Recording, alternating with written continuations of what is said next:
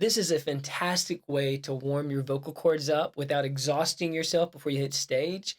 And funnily enough, you can go actually pretty high.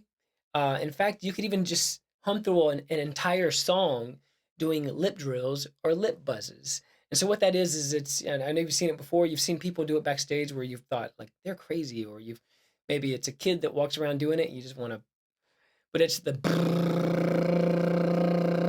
right? So we want to loosen our lips up. Let the air flow. It's going to tickle a little bit. That means it's doing the right thing. And a couple of things that this is going to reveal is one, breath control. Because when you do that, air is just flying out of there. And so you want to get control of that. So one, we want to breathe with our diaphragm. You don't want to breathe. There's no way you can breathe, but you don't want to sing from here up. And you don't want to sing from your lungs. You don't want to see your chest going before you sing. Anytime you see somebody doing that, a man might do that and think that he's like looking, but the reality is that's really not appropriate way to sing. We want to fill up this diaphragm, and it's this like little balloon that is right underneath our rib cage. And when you properly fill it up, you'll feel your entire like around. You'll feel it go. See how it kind of pops out, right? Okay, so we want that to expand all the way around. And so then when we do our lip drill or lip buzz and air is flowing out,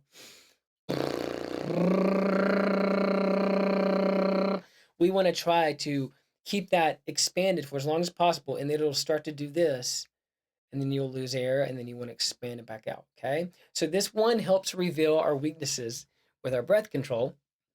And if you want to be singing for the rest of your life, I would advise you to work out this diaphragm thing for one, because I mean, you look at singers like Celine Dion, she's really cared for her instrument, and and she's probably cut some corners on her technique, but I promise you that she treats that thing like a 1950s Telecaster, right? I mean, like she's taking good care of her voice. It's her instrument, right? Just like a guitar player takes care of his instruments, or a drummer, or so on and so forth. And then also, I mean, you look at John Bon Jovi. He lost his voice in his 20s, had surgery, came back. Obviously, he's had a great career, but in his 50s, late 50s, early 60s, his voice is pretty much dead. And so we don't want that to be us. We want to figure out how to sing properly. So with the lip buzzes, it's revealing on whether or not we've got great air or breath control. And so let's work on that, right? We want to get that.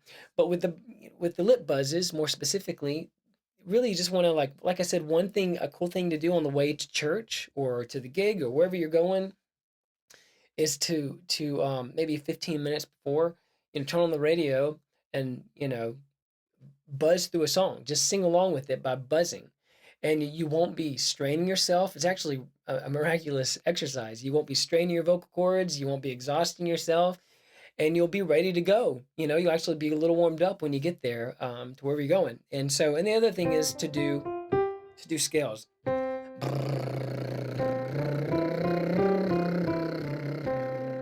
know.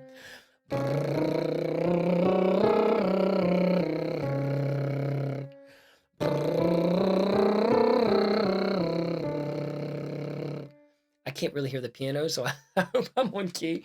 So anyway, but yeah, that's another way that you can use lip drills. The other thing is you can go like up the octave.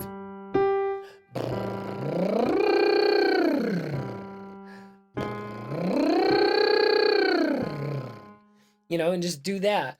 And so you'll find, like I said, I went up, I'm sitting on a B, and you could probably do that too. And I don't feel like I'm straining myself at all.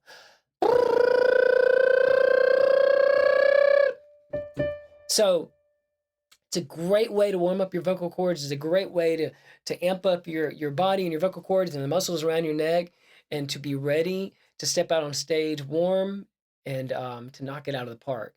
But again, just mentioning the diaphragm, let it also, make you aware of your weaknesses. If you're not great with the diaphragm, if you're not great with breath control, well, now's the time to work on it, because great breath control and exercises like the lip buzzer is going to help sustain your voice for many generations to come.